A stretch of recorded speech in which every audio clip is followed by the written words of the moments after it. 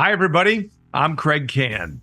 Right now, on this edition of Tracks to Success, he's one of America's most recognized sports journalists.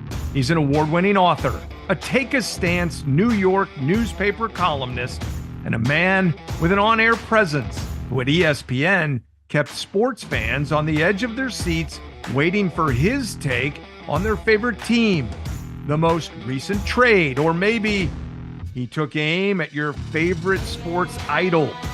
Always authentically himself. His love for sports isn't a solo passion. There's politics too. And aside from his countless writings, he's easily engaged in chatting about one of his biggest hobbies, golf. His name is Mike Lupica. Well-traveled, well-read, well-respected. His inspiring story of success starts now. Welcome to Tracks to Success. This is the podcast that brings you inspiring people and their inspiring stories, how they found their way to the top, and how their path can help you do the same. Here's your host, network broadcaster, C-suite executive, best-selling author, speaker, and entrepreneur, Kraig Kann. Well, this is a thrill, Mike. So glad to spend some time with you. Welcome to Tracks to Success. I actually wanted to start with something that I think is semi-humorous. I would say that everybody in my generation that loves sports knows exactly who you are. I didn't think the younger generation would really know that. And then I talked to my producer and he goes, "Are you kidding me? We've got Mike Lupica? I've read all his books when I was a kid." How cool is that? Greg, I was over trying to decide. I was taken in as a panhandler at Maidstone Golf Club yesterday, trying to decide whether I needed a 22-degree hybrid or a 24-degree hybrid. And the young pro there, Jake, I had to go back later and give him a signed copy of Travel Team, which, excuse me, I've got my grandfather cold going. October 7th of 2024 will be the 20th anniversary of Travel Team, which is the first book for young readers. It changed my life. It went to number one on the Times. It came out of something out of my own life with one of my sons.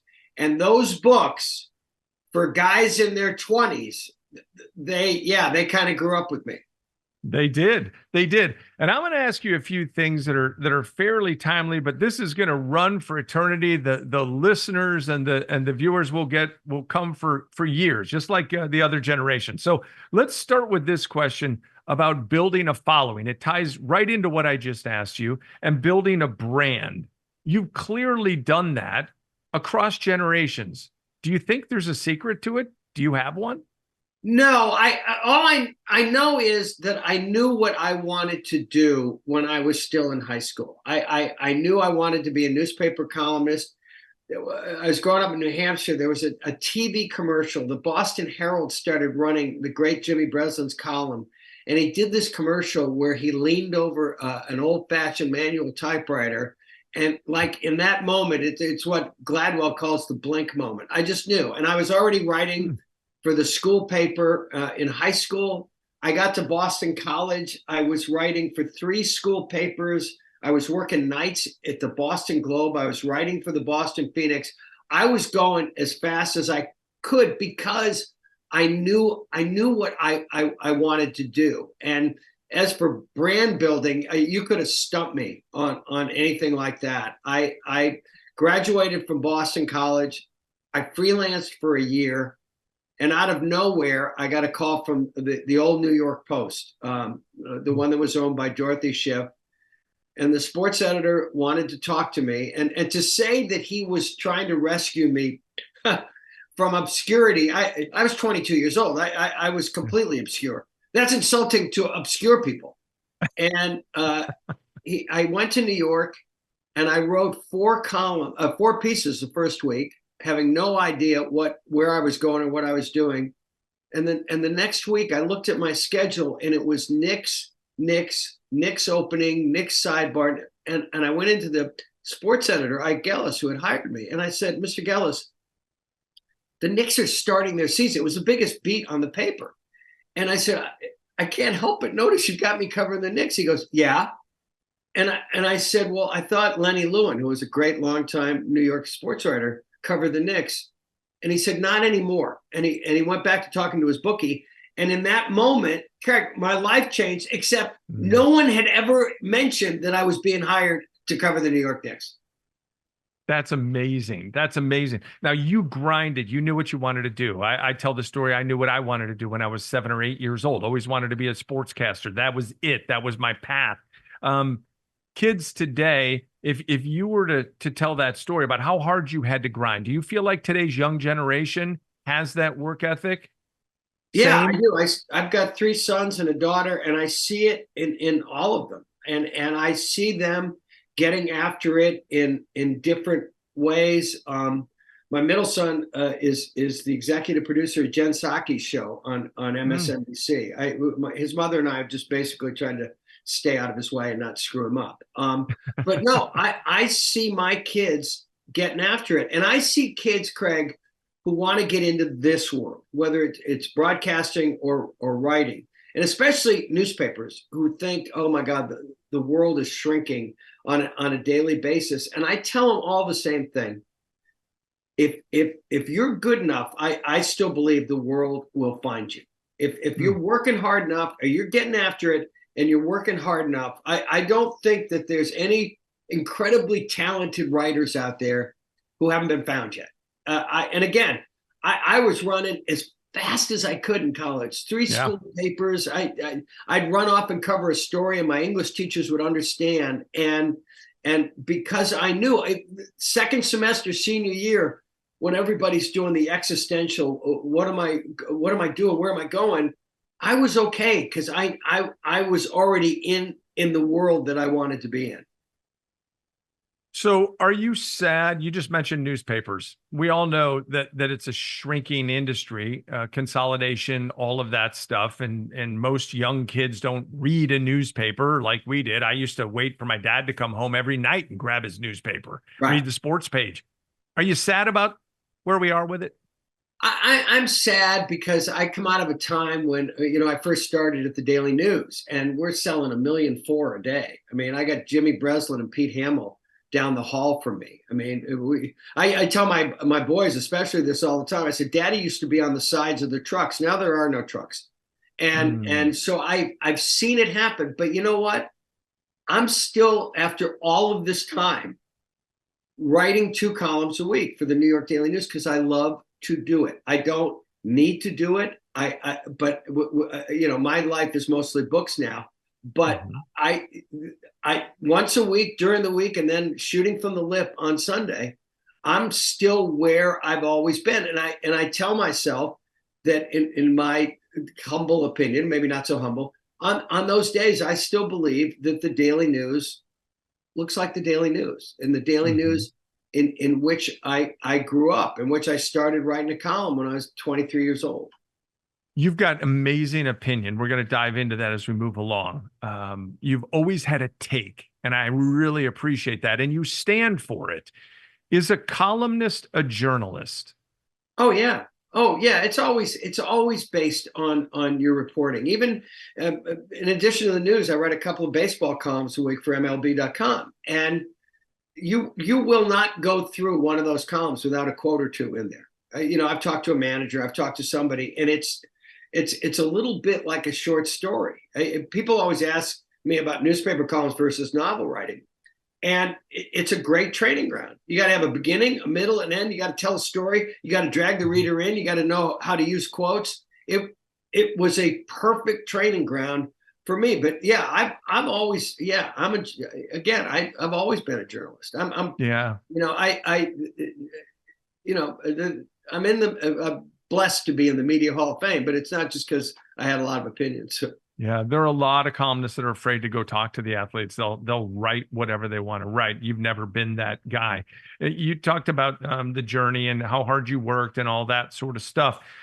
I think if I'm looking at myself, the Golf Channel defined me. Most people know me because of Golf Channel, but I really grew up, found my voice, if you will, to some degree in Kalamazoo, Michigan before I ever got there. My biggest stretch, if you will, the greatest opportunity I've ever been given was the LPGA, where I was chief communications officer for 5 years. a job I didn't really know if I could do to the level that I feel like I was able to do it. What was the job that gave you the biggest growth in your career? You've done a lot of them. It was when I started writing a column at the Daily News. I covered the Knicks for a year and decided I wanted a column. And I went into the great Paul Sand, the editor of the Post, and I said, I'd like a column now. And he goes, I have a column. And that was the end. But what I didn't know was there was a great legendary New York figure named Michael Burke, who once ran the Yankees, who ran the Knicks, who ran the Garden, who had once run Ringling Brothers, Barnum and Bailey Circus. And so he became a great resource to me when I was covering the Knicks. And Tony Kornheiser and I used to joke, we just would call Michael sometimes because we like to hear him talk, and I didn't know that his best friend was the editor of the Daily News at the time, a guy named Mike O'Neill, one of my newspaper heroes. And it was at a time when Dick Young had grown increasingly, let's say, obstreperous. That's a nice way. And a lot of My America stuff on the sports page. And O'Neill was just looking for a voice to kind of balance that up. Young was in the process of running Tom Seaver out of New York. And he took Michael Burke. I found this out much, much later after Michael Burke had gone to Ireland and retired before he died. And he took Burke to lunch and he described what he wanted. And Burke said, I could give you 10 names right now that fit the bill of what you're looking for exactly. He said, but there's this kid at the New York Post who's going to be better than all of them. And on his recommendation, I got a column at the Daily News. And it started with 1 a week, 2 a week, 3 a week. After a few months, it was 4 a week. And, Mr. Young wasn't too pleased about it, but that was the beginning. That was the real beginning of my journey in the newspaper business. We're talking with Mike Lupica. He's worn many hats. He's known for many things. And it's great to have you here on Tracks to Success. I want to play a little game, see if you can knock these out in 30 seconds each, okay? Best thing about writing a column. Other than when it's done, here's the best feeling you get. Usually after I've written a paragraph or two, and I know I can see exactly where it's going, and I think, okay, I got this. It's a great feeling. Sparky Anderson once said to me when late in his career, I said, what's the best part of being a manager now? He says, I know how to do it. And I've always been completely comfortable and confident in this form. And I still am, and somebody still wants to let me do it. And it's that. It's okay. I'm 2 paragraphs in. I got this. I can almost see the column on my screen before I get to the rest of it. Best thing about writing a book. Oh my God. Alan Bennett, who's a great English playwright. He wrote Lady in the Band. He wrote, The History Boys. He's great. I think he's 90 years old now.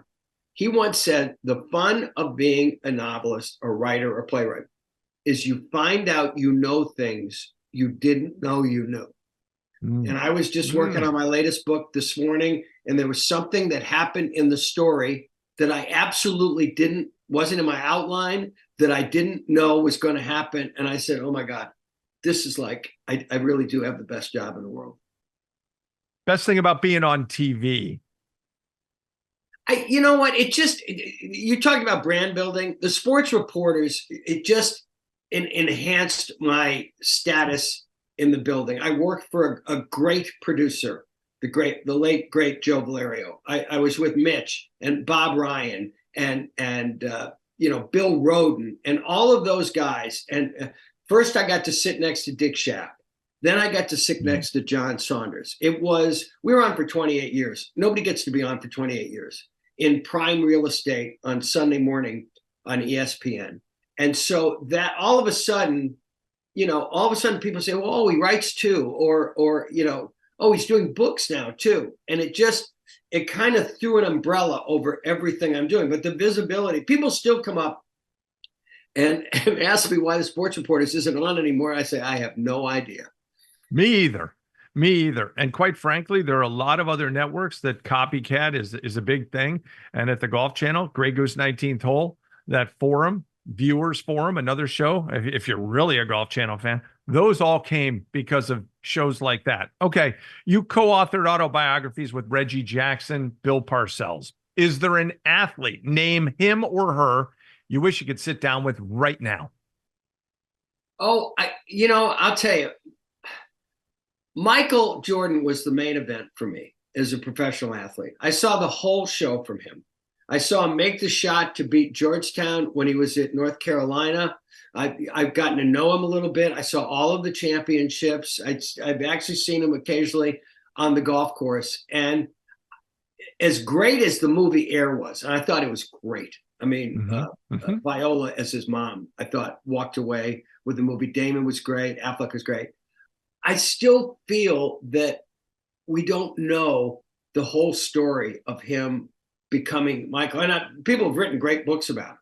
But Michael, yeah, if I could sit down with Michael and get the time I got with Reggie, the time I got with Bill, that would be awesome. Because, again, there's a great sports writer named Bill Hines, W.C. Hines, who I got to know late in his life.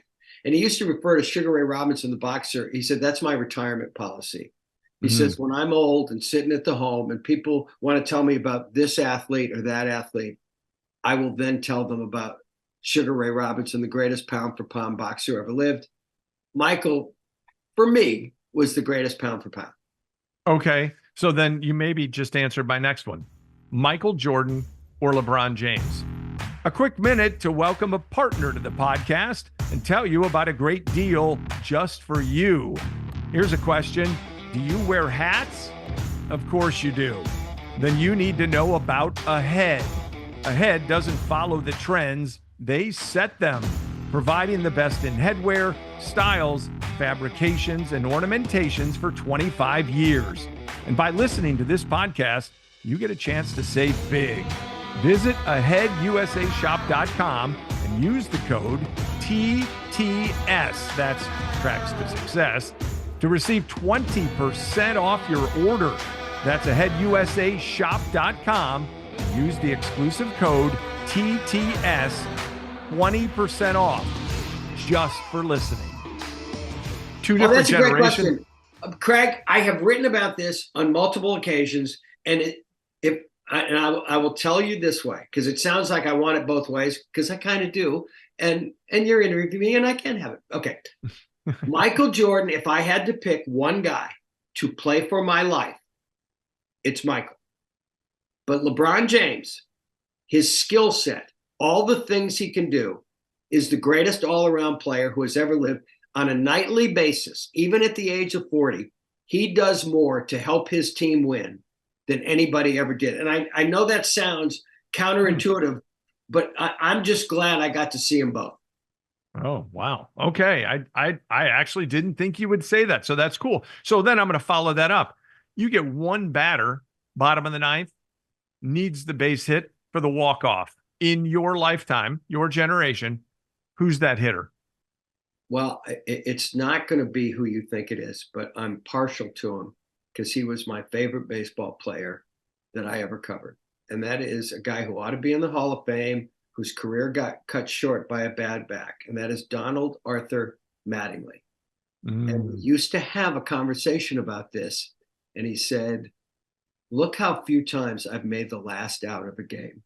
He was opposed on almost religious grounds to making the last out, and at his best, he was one of the great pure hitters I've ever seen. I love Don Mattingly. And so I know it's easy to say Willie Mays or Hank Aaron, and I was lucky enough to get to know Mr. Aaron and talk to him frequently at the end of his life.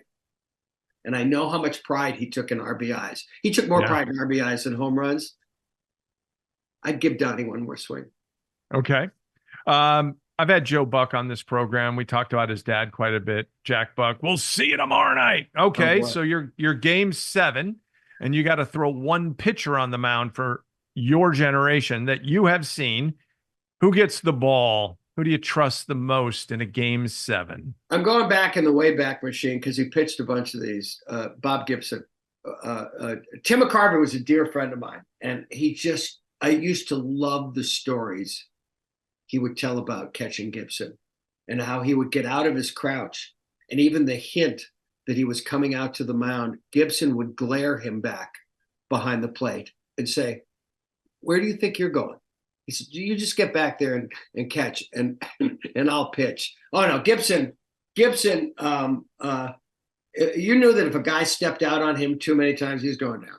He was going down. But, oh my God, that year where I forget, I'm going to be off on the number. His ERA was like 1.14 or something for the whole year at his best. And the other guy would be Koufax. I've been lucky enough to get to know him just a little bit. And those 4 years that Koufax had in the 60s, they ought to, if you look him up, they give off a beam of light. We probably don't have enough time for this one. Baseball question again. Pitchers who throw 102 today, right? And they can only go 5 innings. Right. That seems like where we're at. Do you like this era or do you hate it?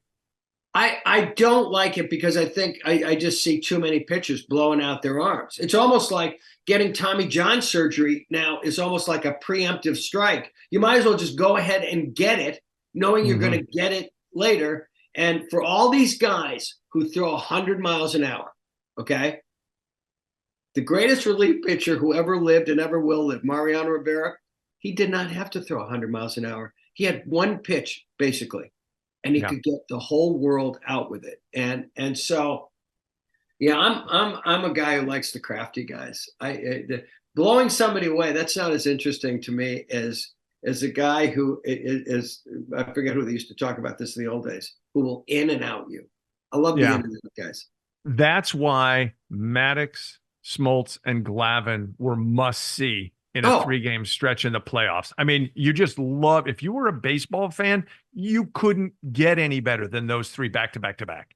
Oh, God. And it's amazing they didn't win more than they did. I know. And John Smoltz, okay, I'll try not to give you a runaway answer here. John Smoltz pitched in the 2 best baseball games I've ever seen in person. He pitched the 7th game against Jack Morris in 1991, Game 7 at the Metrodome, which ended up going 10 innings, and the Twins won the World Series. That was Never forget it. And then Game 5 against Andy Pettitte in the 1996 World Series, another 1-0 game that ended with Paul O'Neill on a ruined leg catching Luis Polonia's ball against the right field wall in old Fulton County Stadium. And I, for all the people who love 10-9, and I love watching home runs and I love watching runs get scored. If you love baseball, those 2 1-0 games are the best 2 games I ever saw in person. So my senior project at the University of Missouri Journalism School Broadcasting was thank you for being Boston College in football, by the way. Well, it was paybacks, and it should have been 3 touchdowns. But anyway, and I've been to your stadium, and that place is amazing. I had a blast. Okay, senior year, University of Missouri, I got to sit in the booth with Harry Carey in St. Louis at Busch and do a feature story on him. I went to Kalamazoo years later. My first assignment, sit in the booth with Ernie Harwell.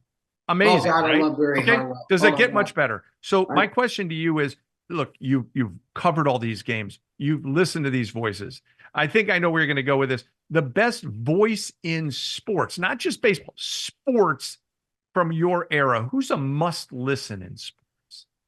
Well, it's so funny because I've been lucky enough to get to know so many broadcasters. I grew up with Mel Allen, listening on a radio in upstate New York. Okay, I grew up listening to Red Barber, who was like the state of the art. Pete Hamill once said you could walk down a Brooklyn street in the summer and never miss a pitch because every window would have Red Barber doing the Dodgers game on the radio. But and this will surprise people, but if you were around New York in the 1980s and knew what a great show the Mets of the 1980s were, Tim McCarver was like our host. I used to say it was like the Prairie Home baseball companion, listening to him. But if I had to pick one voice in my life, it's Mr. Scully. I knew you were going to say Craig, that. I'll tell you this really quickly. When I was still doing a radio show in New York, the Dodgers were in town, and never thinking he would do it, I said, would you mind coming to the studio tomorrow and just sitting in the studio and taking calls and doing my show. And he did. And it was one of the great hours of my entire life. And when people realized they could call on the phone and talk to Mr. Scully, oh my God. I don't know whether it was 10 to 11 or 11 to 12 that day. I didn't have many magic hours on the radio, but that was it. To me, there is a great announcer who has the ability to allow the moment be the moment. Okay. I think Joe Buck's very good at that. He allows the moment to be the moment. He doesn't talk over when the great thing happens. But then there's the authentic voices that you want to hear, like a Marv Albert. You just know the voice, right? Kevin Harlan is another voice that stands out. The minute you flip on the TV, you know the voice. To me, that's what's really, really cool. One of your authoring's is how sports got away from the fans and how we get it back. Oh yeah, mad as hell. Do we have a problem? No, the fans, are they being left out? No, I think the fan has less and less of a voice about things. That's the fact. They pay more money and they have fewer rights. Like we watched this fall, the playing out of a baseball tragedy, the A's leaving Oakland. They have the worst owner in sports. He should have figured out a way to not expect the city and the state to give him a handout. I've always said, you want a new stadium and you own the team, go to the bank, take a loan and pay for it yourself. This idea that tax money benefits the taxpayer. No, it does. You know which taxpayer it benefits? The guy who owns the team and the guy who builds the team. Okay. So they had nothing to say about their youth and their team being stolen from them. That's the kind of stuff that makes me mad. Yeah, I couldn't agree more. In addition to hosting this podcast, Kraig leads the Kann Advisory Group, focused on elevating communication for companies and individuals. Company consulting, team and individual workshops, mind-altering virtual programs.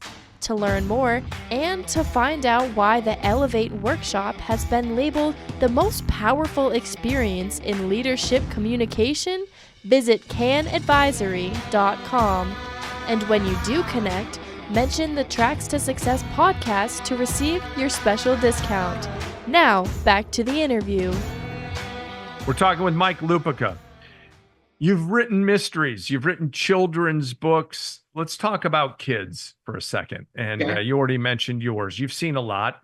What do you tell them? This is a bigger picture question. You can go wherever you need to go. What do you tell them right now about society, and what advice do you give them about career? Well, the thing I've got 3 sons and a daughter. My daughter's the youngest, but she pretty much runs our family on her way to her ultimate goal, I think, of world domination. And I tell them the same thing. First of all, I tell them character is character in an empty room. Doing the right thing doesn't just mean doing the right thing when somebody's around. It's stop sign in the middle of the night. You don't blow through it. You don't, because that's character. Okay. But I tell them more than anything that they have to always look for the best in themselves. When I sign books still for kids, it almost always is that. Look for the best of yourself. Never settle for anything less than your best. And I coached all of my kids in sports when they were growing up. And Kraig, I used to tell them before every game, they'd laugh when it was about to happen again. I'd call them over and I'd say, okay, look up in the stands. See all those adults up there, your parents and your grandparents and your uncles and your aunts. Every one of them would change places with you and be the age you are right now and have just one more game to play on this field or in this gym. And I said, so more than anything, what my wife Taylor and I tell the kids is just be your best self that day. And if there's one other message they have grown up listening, is this, and it is that the most powerful thing in this world, even in this conflicted, angry world, is still an act of random kindness. You got that right. I tell my kids all the time, they've heard it ad nauseum. Number one, work to be the very best at what it is you love. Right. Number two, work to be authentically different because that's your standout, that's your differentiator, and that will serve you well the rest of your life. But give people back something better than they expected in the first place. Always try to have that one more thing that leaves people with an emotional tug to you that you've done something positive. My daughter just got married, and that I've given a lot of speeches in my life. I feel like I could do that in my sleep, but I couldn't sleep for days leading up to that because you got this opportunity to have this platform. Here we go. This is going to be a platform I know you're going to love. All right. If you look over my shoulder, you can actually see a photograph there that's signed because he made that type of impact in my life. Arnold Palmer bringing me to Golf Channel. And I was fortunate to spend time with the King, flew in his airplane with him once upon a time. You and I have texted back and forth over the years. You've been on the show that I had once upon a time on SiriusXM PGA Tour Radio. All right, let it fly. Is golf in a good spot right now or a bad spot? I think it's in a great spot. And that's whether they ever get unity between LIV and the PGA Tour or not. If you love golf, and I'm a golf wonk, okay? Yep. If you can't appreciate what you just saw this year, everybody said, oh, sport's this, it's a niche sport, Okay. If you can't appreciate what you just saw with the year Scotty Scheffler had, and then what Xander Schauffele did in Scotty Scheffler's year, and Xander Schauffele making that putt to win his first major, and then throwing the hammer down again at the Open Championship. And if you even can't appreciate, and even though it breaks your heart sometime, I was watching the BMW on Sunday, kind of just hoping that this Sunday would be different for Rory McIlroy because there's nobody in sports that I root harder for than him. I think he's a great person. I think he's a great ambassador. I think he's one of the most talented people. And I hope against hope that he's still got majors in him. And Kraig, here's the thing. He was so great after Horschel beat him at the BMW. He was just great. He always is. I've hung my head a few times this year. He said, today I just got beat. Guy made an eagle in sudden death. Okay, shake his hand and go on to the next. So that's right. I think the sport, and by the way, this idea, now you got me going. This idea that somehow the earth was going to stop spinning on its axis because John Rahm went to LIV. I'm sorry. No. It might have been that way if Rory left. Might have been that way if Scotty left. Might have been if Schauffele left. And you could tell he has buyer's remorse. You could tell that if he could go back in the Wayback Machine, he would have even with all that money, he wouldn't have done it. So do you hope LIV lives? No, I don't. I hope they have to come back. I hope they have to pay some kind of fine, and we go on. I don't think Greg Norman ever for 5 minutes had the best interest of the sport at heart. Like Greg Norman had the best interest of Greg Norman at heart because that was pretty much always been his mantra. So I don't think Mickelson gets enough credit for all he accomplished in the Tiger era because of all that Tiger accomplished in his own era. You mentioned Scheffler probably isn't going to get enough credit for what he accomplished in a season where all the conversation was about Scotty Scheffler. It's really interesting. So if you were to say, give me 30 seconds on what made Tiger so special and what Phil deserves to be known for, what do you got? Well, I mean, Tiger was better. Okay. And I don't think Phil thinks he was born at the wrong time. And it's not like they ever went really toe to toe many times. I mean, it just never, that part of the rivalry never happened. Tiger at his best. I grew up with Nicklaus. I'm a Nicklaus guy. But the only analogy I can make is this. Tiger is Patrick Mahomes. Brady is Jack Nicklaus. But if you're going to watch one of them, it would be Tiger. Tiger in that stretch, nobody has been ever better at this game. He is one of the most remarkable. You asked me about writing an autobiography. If I could give him truth serum, I'd love to do Tiger's because If somebody had told you after he won the Open at Torrey Pines that he would then go a decade without winning another major, you would have had that person drug tested. The arc of his career is so, I write novels with James Patterson now. Even we wouldn't make up a story like everything that happened to him from the time he won that Open at Torrey Pines with a broken bone in his leg. Including the trip down the driveway. Kraig, I'll just tell you this. That night when we got news of the trip down the driveway, okay? Yeah. I said to my kids, there's going to be way more to this story. Oh, yeah. And even I had no idea. I was there for that one. I was the only anchor in the studio the day after Thanksgiving when he hit the fire hydrant. I was there. That I'll never forget that day as long as I live. Okay. So one of the things I really enjoy doing is media coaching. All right. I love talking to athletes, helping them to understand. To me, there's no such thing as a bad question, but there's a really bad answer. I want to add one more thing to the Tiger Phil conversation. Sure. I used to use both of them as examples for other people. All right. There's opportunity and there's obligation. The reason Phil was so beloved, in my opinion, is because he looked at every media gathering as an opportunity to share his brand, to tell stories, to be Phil.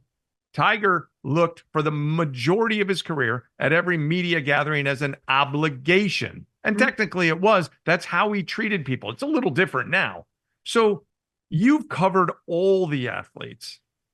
Am I right about that? And the follow-up is, why can athletes gain so much more by going into a media center when they've had a bad day than after something great has happened for them?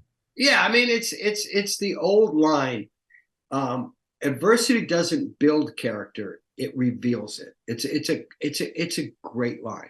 Okay, of all the modern players, and even the jerk he became later on, Phil was the one with the most Arnold in him. Arnold. Nobody ever liked being Arnold. Nobody liked being anybody better than Arnold. Like being Arnold. I mean, I was lucky enough to be in that office at Bay Hill with him one time. I was doing an Esquire piece on him. And he was telling a story, and he got up, and he grabbed the driver, and he put those hands on that club. And I'm thinking, am I really here? Is this really happening? Listen, I can remember dying when he didn't make the putt on the 72nd hole at Pecan Valley when he had a chance to finally win the PGA. So Phil embraced that thing. I think there was, but the difference between them is I think Phil, there's a lot of phoniness in Phil, and it was completely genuine with Arnold. And Arnold did more to grow this sport than anybody who ever lived and will ever live. And the thing about Tiger, there was a great line, and I forget about what athlete he was writing. There's a great New York sports writer named Frank Graham. And he once described somebody saying, he learned to say hello when it was time to say goodbye. There's a little bit about that with Tiger. He is now putting himself out there more and more. I think he's kidding himself. I wouldn't want to stop being Tiger Woods, the golfer, either. I don't know. Let me ask you a question. Agree. Do you think he'll play the senior tour? Sparingly, I do. I actually think he has that in him, that he would love, if able, to play in some major championships. Would? I do. Do you think he'll ride a cart if he plays the senior tour?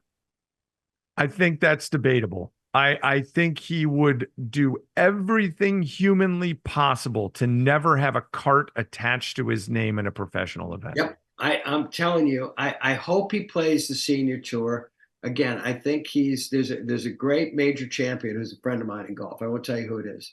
And I said, why does he still think he's going to win on the regular tour? And my friend sent me a text. He says he's delusional. That everybody. But you know what?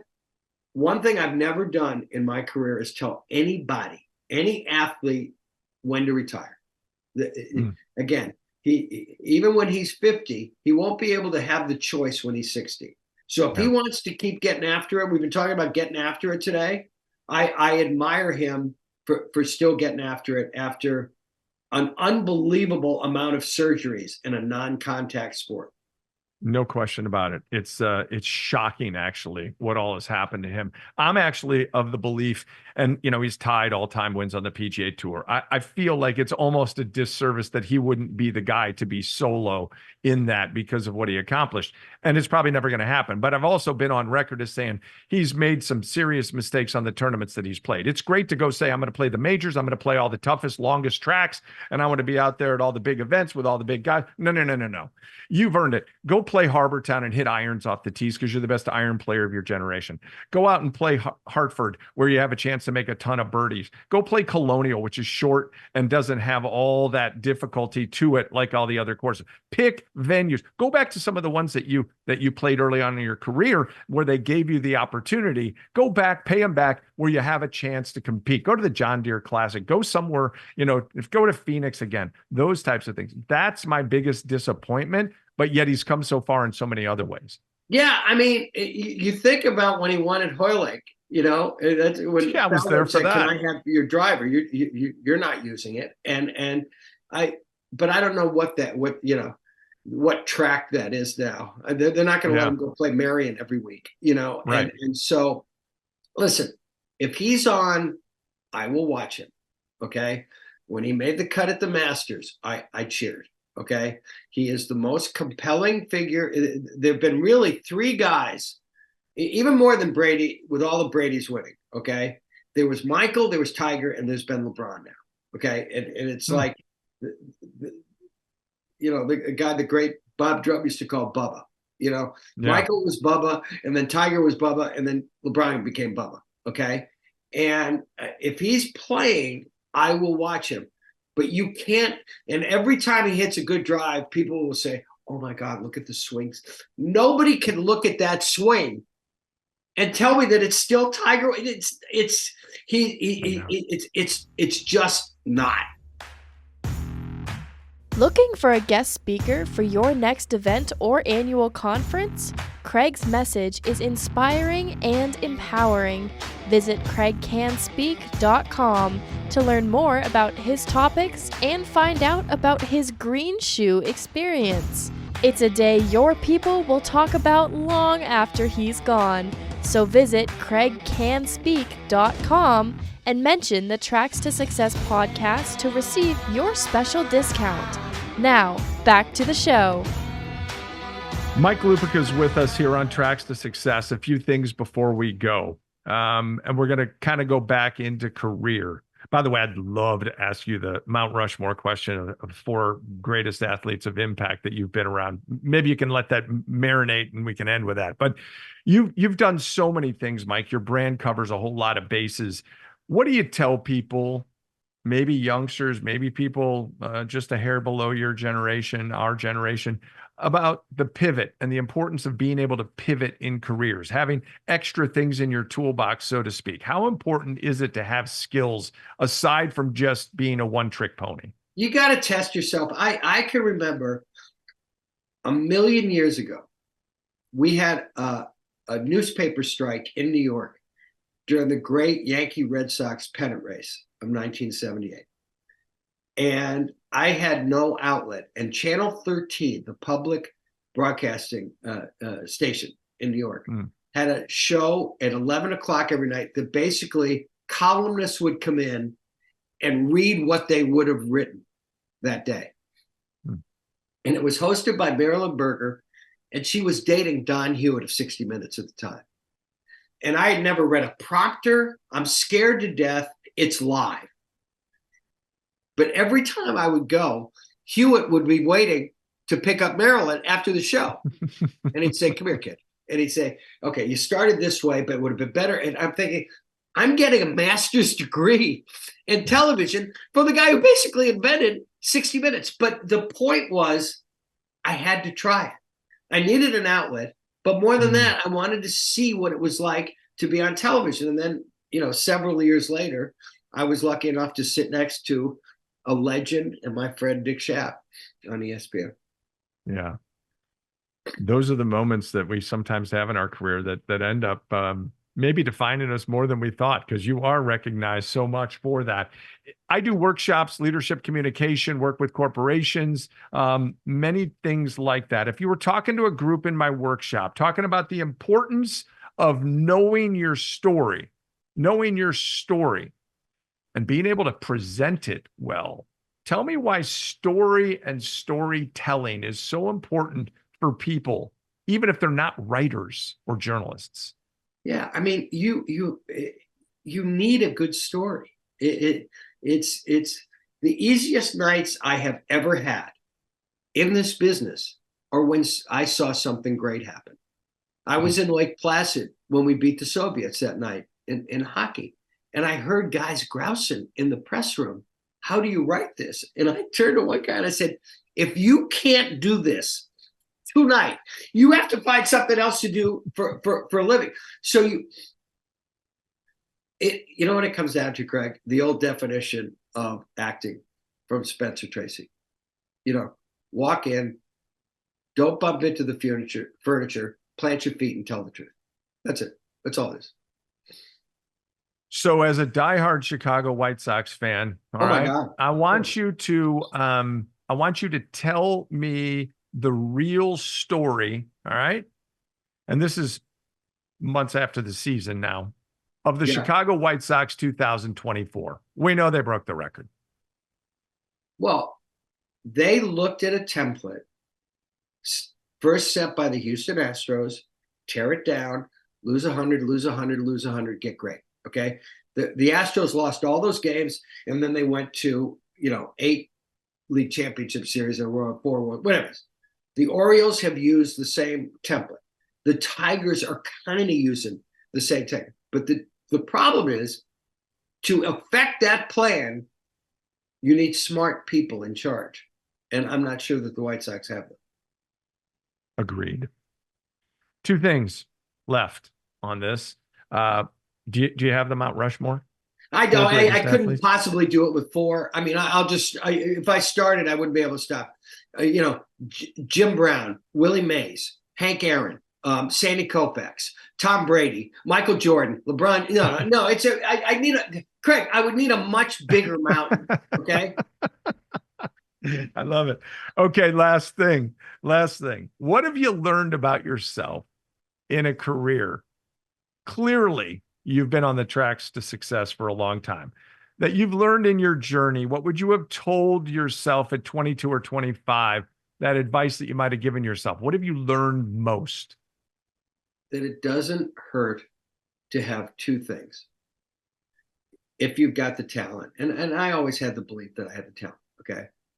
You need a lot of luck, and you need great mentors. I have had great mentors. I had Pete Hamill. I had Jimmy Breslin. I had the great William Goldman, one of the dear friends of my life, who wrote Butch Cassidy and The Princess Bride and Marathon Man. And I have had unbelievable mentors. I'm working with one now, with Jim Patterson, who not only is my writing partner, but has become one of the best friends I've ever had in my life. And way back when I was starting out, I'll wrap this up this way.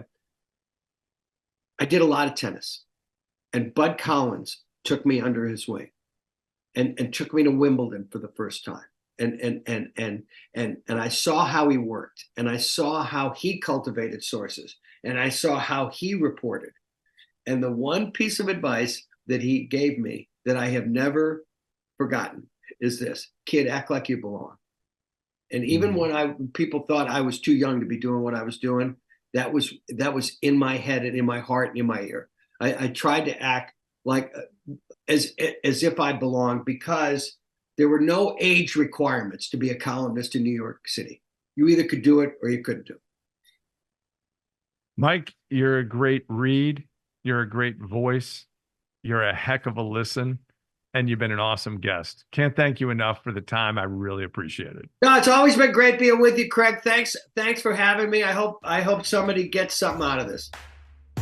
Time now for our closing segment. We call it Getting Ahead. My thoughts on helping you find your track to success. And it's brought to you by Ahead. If you're looking for the best in headwear, Ahead has you covered. From a robust collegiate collection with more than 30 universities to choose from, to styles featuring golf legends Palmer, Nicklaus, and Sorenstam, to fits for all 6 teams in the new TGL Golf League, visit AheadUSAShop.com. That's AheadUSAShop.com and use code TTS at checkout. Receive 20% off your purchase. That's AheadUSAShop.com and code TTS for 20% off. How good was that? I've been a fan of Mike Lupica's for a long time. And as we look toward you getting ahead, I want to think about a few things that came to my mind as I was listening to that conversation and having it with him. Number one thing was the ability to take a stance. Mike always stands for something. He's got opinions on a whole lot of things. And I think that's important in our careers to be able to stand for something. Let people see the authentic you, what you stand for, what you believe in, and try to do some positive with that. He's got a lot of opinions, obviously, but he's also researched it by being there, being present. He's been at games. He's interviewed athletes. He's had conversations with people, and he's obviously a very good listener. To be the second thing I want to talk about, which is the importance of storytelling. Mike is a storyteller. He's an author. He's been on television. He's written columns, and he's been one of the best reporters in all of sports.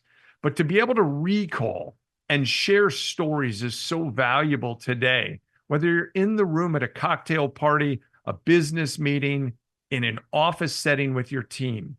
Can you share experiences that you've had that will benefit those that are in the room? Mike's engaging, he's entertaining. So don't just think about telling your story. Think about how you sell your story, because Mike's really good at that. And that's one of the things that I coach when I speak with executives trying to own a room. Can they not just tell things to people? Can they sell things to people? If you can do those things, your tracks to success will be a whole lot easier. Hope you enjoyed the show. We'll continue to bring you great guests. Until next time, let's stay connected. Don't forget to subscribe to the show for more great interviews and Kraig's thoughts on reaching your highest personal and professional summit. Find it wherever you get your podcasts and on the Kraig Kann YouTube channel and kraigkannspeak.com.